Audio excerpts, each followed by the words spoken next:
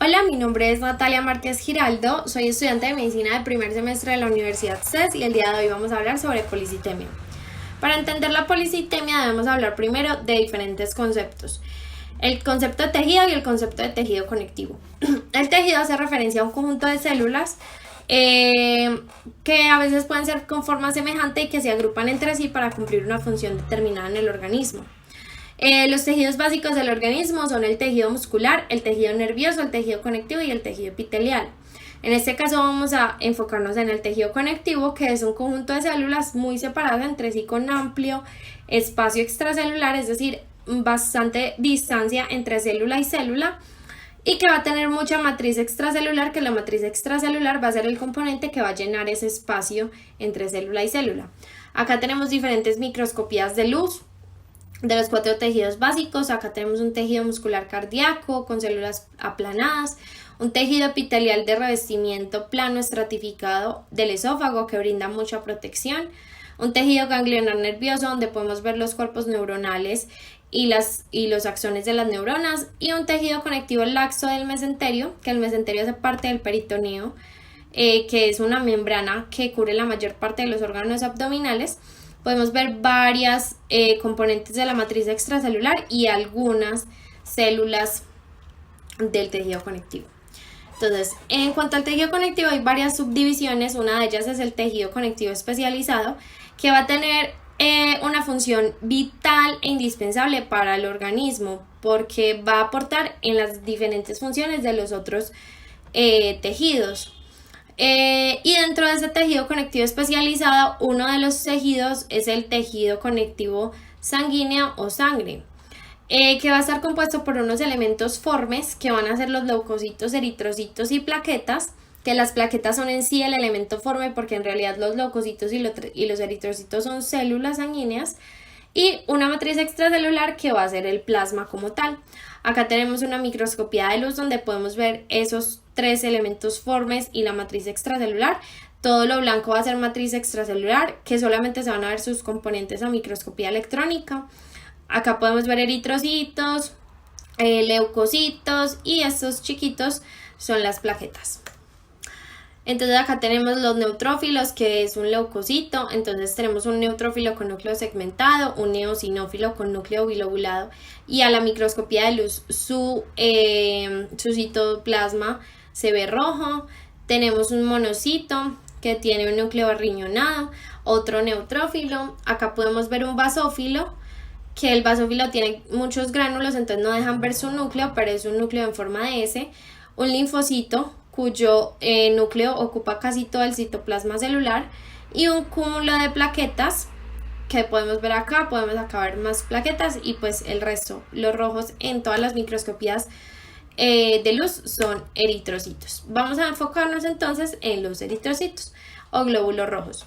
Entonces, la característica principal de los glóbulos rojos o eritrocitos es que son células bicóncavas anucleadas que no poseen organelas celulares.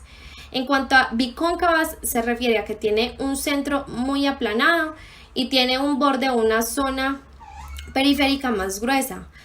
Y en cuanto a nucleada, se refiere a que no posee núcleo, es decir, no va a poder realizar funciones de síntesis de proteínas, de transcripción de ADN a ARN, nada de estas funciones va a poder realizarlas, pero eso no va a afectar como su función principal, que va a ser el transporte de oxígeno en sangre. Esta célula va a tener un diámetro de aproximadamente de 7 a 8 micras y un grosor de aproximadamente 2 micras. Va a ser una célula rica en hemoglobina, que la hemoglobina es una proteína. Enseguida pues les mostraré cuál es la estructura de la hemoglobina. Va a poseer unas proteínas transmembranales y periféricas, y además va a tener un abundante glicocáliz, y tiene una vida útil de aproximadamente 120 días y se va a producir a nivel de la médula ósea por el proceso de eritropoyesis. Acá podemos ver las proteínas transmembranales, por ejemplo la banda 3, la glicoforina, y diferentes proteínas periféricas que van a ser las espectrinas, que van a formar una red interna en el eritrocito que van a darle mucha flexibilidad para pasar por los capilares. Vamos a tener las anquirinas, que van a estar unidas a la banda 3, vamos a tener aductinas, actinas, banda 4.1 y otras proteínas periféricas. Y acá tenemos el abundante glicocáliz, que va a ser muy importante en la determinación del grupo sanguíneo de cada persona. Ahora, en cuanto a la estructura de la hemoglobina, va a estar compuesta por una parte proteica y una parte prostética. La parte proteica van a ser las globinas, que va a ser 2 de cada tipo de globina, 2 globinas alfa y 2 globinas beta. Y el grupo prostético va a ser el grupo hemo, que el grupo hemo va a ser un anillo tetrapirrólico, en donde en su centro se va a encontrar hierro. Y este grupo hemo es a donde se va a unir el oxígeno que se va a transportar en el eritrocito. Ahora vamos a hablar de la médula ósea, porque la médula ósea pues tiene un papel importante en cuanto al proceso de hematopoiesis y en el caso de los eritrocitos de eritropoiesis. Entonces, a grandes rasgos va a tener una arteria nutricia que es la que va a nutrir de sangre a la médula ósea. Va a tener unos capilares corticales que van a drenar su sangre en los sinusoides venosos, y estos sinusoides venosos van a drenar su sangre a una vena central. Este sistema pues como de irrigación va a permitir que las células producidas en la médula ósea lleguen a sangre y pues vayan a cumplir sus funciones. Entonces, en esta parte de la médula ósea va a haber una zona denominada estroma y un concepto de parénquima. El estroma es una zona de la médula ósea que va a servir como soporte para lo que sería el conjunto de células sanguíneas producidas en la médula ósea. Es decir, ese conjunto de células sanguíneas que se va a denominar parénquima. Entonces el parénquima, el conjunto de células sanguíneas producidas en la médula ósea, va a reposar o va a estar soportada por el estroma, y acá lo vamos a ver más a fondo. Entonces tenemos una imagen de una médula ósea, esto es tomado de arroz, y una microscopía de luz. Aquí podemos ver que el estroma, es decir, todo lo que es el soporte del parénquima, va a estar compuesto por los adipocitos, por megacariocitos, y aquí no se muestra, pero también va a poseer muchas células reticulares, fibras reticulares, colágeno, macrófagos, para poder cumplir su función de soporte y además de producción de células por el parénquima que se va a soportar allí precisamente. Entonces aquí podemos ver en esta microscopía que tenemos entonces islotes eritroblásticos, tenemos diferentes células leucocitarias, esta, tenemos los megacariocitos, tenemos los sinusoides venosos y pues demás. Son células que están simplemente en maduración para luego pasar a sangre. Entonces vamos a hablar de la hematopoiesis. Entonces, la hematopoiesis es la producción de células sanguíneas, pero nos vamos a ir por esta línea de la hematopoiesis que es la eritropoiesis. Entonces, de una célula madre hematopoyética pluripotencial se van a derivar dos células, una célula progenitora mieloide común y una célula progenitora linfoide común, pero pues nos vamos a ir por esta línea. De la célula progenitora mieloide común va a salir una célula progenitora de granulocitos y monocitos y una célula progenitora de megacariocitos y eritrocitos. Seguidamente, de estas células se van a derivar dos líneas, una célula progenitora de megacariocitos y una célula progenitora de eritrocitos. En este punto es donde ya vamos a denominarlo eritropoiesis. Entonces nos vamos a ir a la eritropoiesis. De la célula progenitora de eritrocitos va a surgir un eritroblasto con un gran núcleo, tiene organelas celulares todavía. Luego va a seguir un eritroblasto basófilo, luego un eritroblasto policromatófilo, y en ese punto es donde va a ir perdiendo las organelas y el núcleo se va a reducir. Entonces, cuando se reduce el núcleo y tiene pues como la célula ya está más pequeña, se va a denominar eritroblasto ortocromatófilo o normoblasto, que seguidamente va a ser lo importante en esta parte, que va a hacer la exocitosis del núcleo, y ese núcleo se exocita y entonces la célula se va a convertir ya en eritrocito policromatófilo o reticulocito, y pues este va a madurar y se va a convertir en un eritrocito maduro.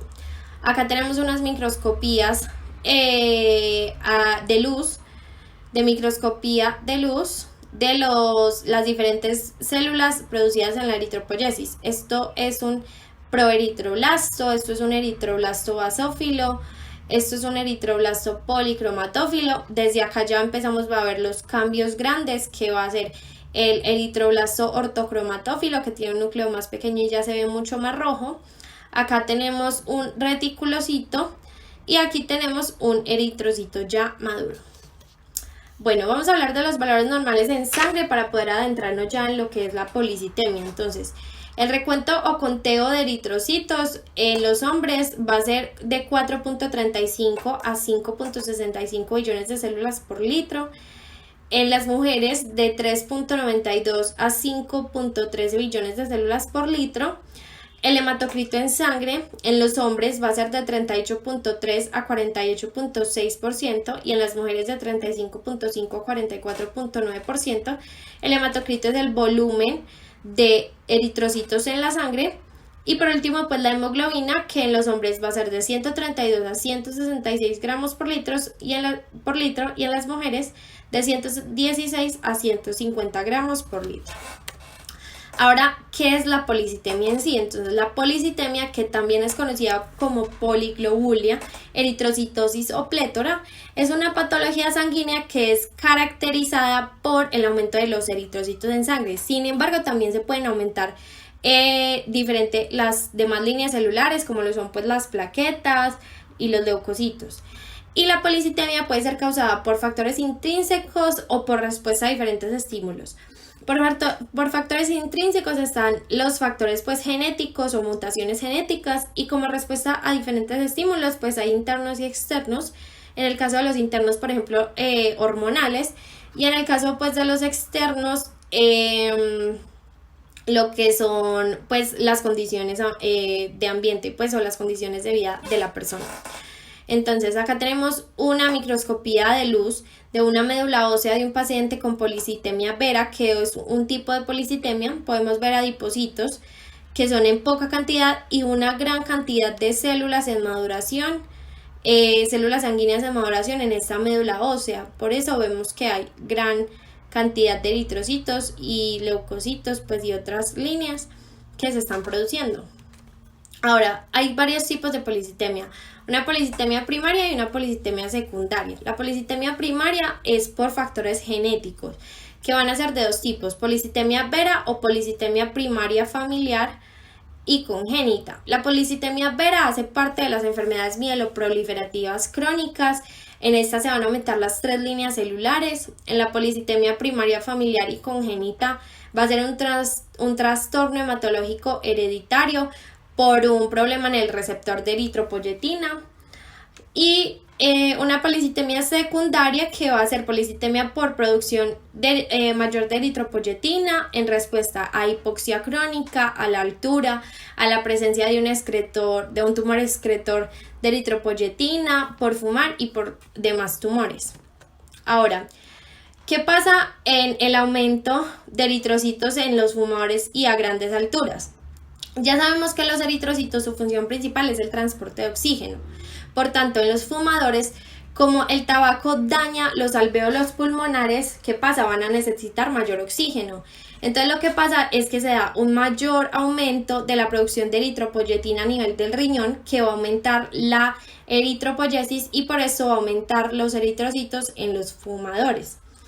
Y en cuanto a las grandes alturas, estas personas se encuentran en condiciones de hipoxia pues o con menor oxígeno, porque a mayor altura hay menor cantidad de oxígeno en el aire. Entonces estas personas desarrollan una policitemia secundaria, que va a hacer que sus eritrocitos aumenten en sangre por la mayor necesidad de oxígeno que se debe transportar en ellos.